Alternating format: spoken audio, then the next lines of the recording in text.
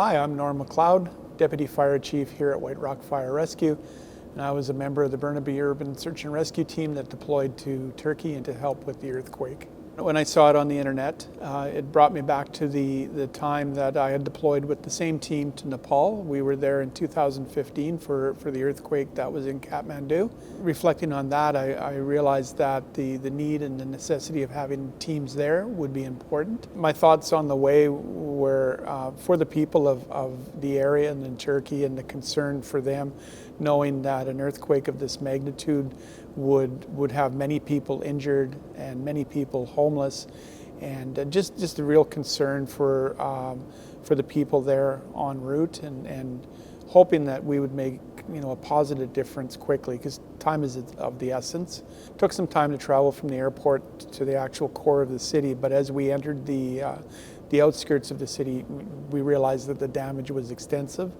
And just coming along the main corridor into the center of the town, it was just it was destruction on both sides of the street. It was just absolute chaos. And tall, 6-7-story buildings were completely collapsed and in rubble. People were outside all over the place. There was people had fires because it was cold, so there was numerous bonfires all the way in. There was dust. It was just chaotic.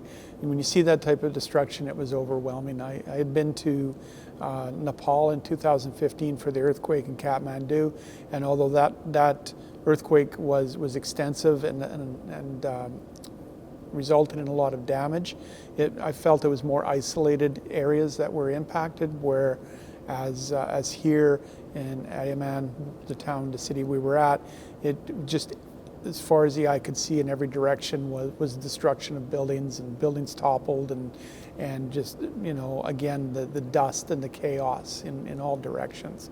So right out of the gate, once we got established, we were working with the translators to get transport out into the city to find places to work. We were getting tasked out by the command center, but we were also, the interpreters were able to look at group chat and local knowledge to find places where people were missing family members or had heard people within buildings. There was a lot of challenges working in that type environment, but we also had some real positives, and we were able to make connections with other countries.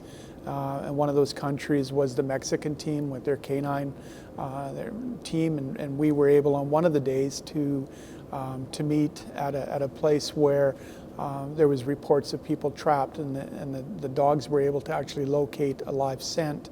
And then throughout the day, 5-6 hours, we worked with the Turkish miners that were on scene with our tools and equipment and manpower, and their ability to negotiate those close quarters. They were able to get in and extricate a young woman that was doing okay, but had been buried in the rubble for I think up to 6 days she had been there. And although we encountered many times where we were unable to rescue people out of the collapsed buildings we were at, there was lots of stories of people being rescued around us, and that really helped keep our morale high and keep us motivated to keep looking for people. There's so much work needs to be done, and speaking with other members of the team, they express similar thoughts that just the difficulty in leaving when there's so much work to be done is hard. I would say my message to people going forward is we know that news cycles move quickly, but the people there are still in immense pain. It'll take a long time to recover. I would say to people, find an organization that gives you the information that you're looking for to support, and help if you can, either financially or reaching out locally to see what can be done.